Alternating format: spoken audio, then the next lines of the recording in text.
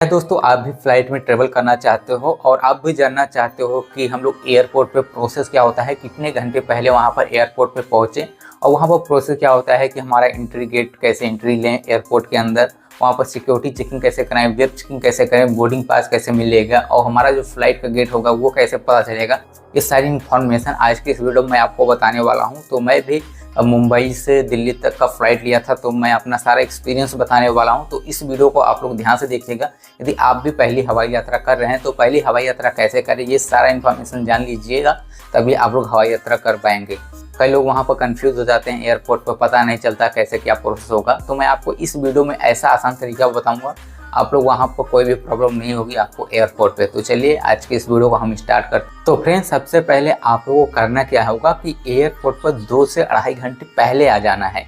यदि आप कंफ्यूज हैं, आपको पता नहीं है क्या क्या प्रोसेस होता है, तो जब मैं फर्स्ट बार गया था तो मैं भी बहुत ज़्यादा कंफ्यूज हो चुका था। लेकिन जब फ्लाइट वहाँ पर मैंने पूरा चीज़ पढ़ा, ध्यान से गया, वो सारी चीज़ें अच्छी तरीके से हो गई, कॉन्फिडेंस आ जाता है। तो आपको 2.5 घंटे पहले एयरपोर्ट पे पहुंच जाना है, 2 से 2.5 घंटे पहले। एंड देन आप लोग जैसे एयरपोर्ट के पास पहुंचेंगे तो वहाँ पर एक चेकिंग होता है, ठीक है। तो आप लोग अपना टिकट, जो आप लोग टिकट निकाले हैं, और आप लोग एक गवर्नमेंट इशू आईडी, चाहे पैन कार्ड, चाहे आधार कार्ड, चाहे वोटर आईडी, कुछ ले करके बस एंट्री गेट पे आपको दिखानी है, तभी आप लोग को एयरपोर्ट के अंदर जाने देंगे। वो लोग आपका टिकट चेक करेंगे और आप एक जो गवर्नमेंट आईडी देंगे उसको चेक करके वहाँ पर वो अपने सिस्टम में उसको आपको अंदर जाने देंगे। अंदर जाएंगे तो वहाँ पर अगर आप बैग लिए हैं बड़ा वाला, तो वहीं पर जैसे एयरपोर्ट के अंदर एंट्री करेंगे, ठीक है, 10 मीटर बाद आपको वही बैग चेकिंग कराना होगा एक मशीन से। तो बैग चेकिंग करा के अंदर जाएंगे। अब अंदर जाएंगे, अब सारा प्रोसेस खेल यहीं पर अंदर ही होने वाला है, ठीक है, एयरपोर्ट के। अब वहाँ पर आपको डोमेस्टिक और इंटरनेशनल, जैसे कोई एयरपोर्ट डोमेस्टिक होता है, कोई एयरपोर्ट इंटरनेशनल और डोमेस्टिक दोनों होता है, ठीक है। तो वहाँ पर टर्मिनल 1, टर्मिनल 2 होता है, ठीक है। मैं आपको ये बताना भूल गया। तो आप लोग जिस भी टर्मिनल से आपकी फ्लाइट हो वो आपको पकड़ना होता है, ठीक है। टर्मिनल 1, टर्मिनल 2, टर्मिनल 3 भी हो सकता है।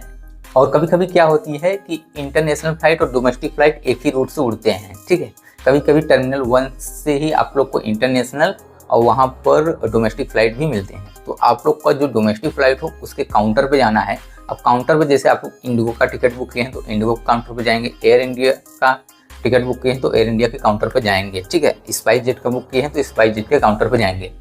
अब वहाँ पर जैसे काउंटर पे जाएंगे तो वहाँ पर आप लोग अपना वेब चेकिंग और बोर्डिंग पास और जो लगेज होता है वहीं पे जमा कर देंगे। ये आपके डायरेक्ट प्लेन में आपका लगेज सारा जमा हो जाएगा, ठीक है। आपको ले जाने की लगेज ज़रूरत नहीं है।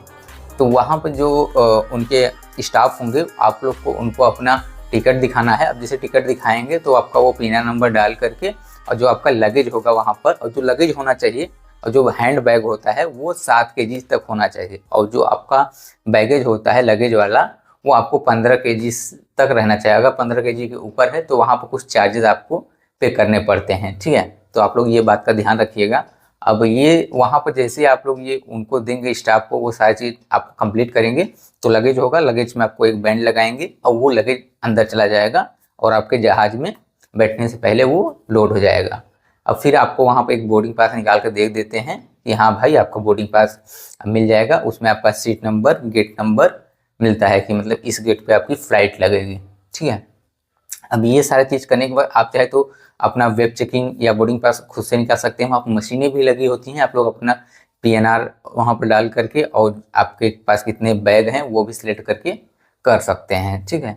अब हम बढ़ते हैं आगे की तरफ। अब जैसे ये सारा प्रोसेस हमारा ख़त्म होता है, अब आप फ्री हो जाते हो, तो अब आपको वहाँ पर थोड़ा सा आगे जाएंगे तो आपको एक सिक्योरिटी चेकिंग का ऑप्शन मिलेगा। अब सिक्योरिटी चेकिंग में ये होता है कि आपका जो भी इलेक्ट्रॉनिक सामान है और पूरा मशीन से बॉडी चेक होता है, ठीक है। उसमें आप लोग को अपना जो भी बेल्ट वगैरह होता है, इलेक्ट्रॉनिक सामान एक ट्रे में निकाल करके वहाँ पर जमा कर देना पड़ता है। जमा करने के बाद वहाँ पर एक ऑफिसर होता है, वो आपको चेक करता है और आपका जो बैग होता है स्कैनिंग होता है, आपका बैग स्कैनिंग होगा और आपको बेल्ट वगैरह, आप अपनी मोबाइल वगैरह, पर्स और जो भी मेटल की सामान है, पावर बैंक वगैरह, आपको ट्रे में निकाल कर रख देनी पड़ेगी। और जब आपका चेकिंग हो जाएगा तो आपको अंदर चले जाएंगे तो वहाँ पर आप अपना सामान ले लीजिए। अब सामान लेने के बाद अब आपको करना क्या है, आप लोग को अपना गेट नंबर ढूंढना है। अब गेट नंबर कहाँ मिलेगा, आपको वहाँ पर मेंशन होगा गेट नंबर।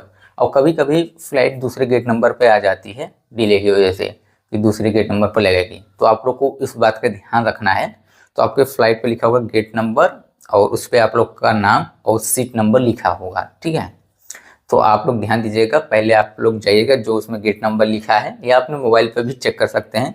तो अब उस गेट लिखा होगा जैसे AB 52 गेट A, तो 53 गेट A, 40 गेट E, तो ऐसे लिखा होगा। जब आप वहाँ पर रास्ते में जाएंगे तो आप लोग को ऐसे जाना है, वहाँ पर देखते रहिएगा, फिर अपने गेट पर जाकर बैठ जाइएगा। ठीक है, वहाँ पर सीट वगैरह सब लगी रहती हैं।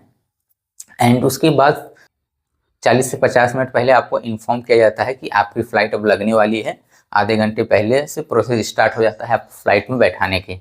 ठीक है, अब जैसे आप लोग का वहाँ पर अनाउंस करता है तो स्क्रीन भी आ जाती है कि ये फ़्लाइट नंबर यहाँ पर जा रही है, इतने टाइमिंग पर उड़ेगी। ठीक है, तो आपको आधे घंटे या 40 मिनट पहले फ़्लाइट में बैठाना शुरू कर देते हैं।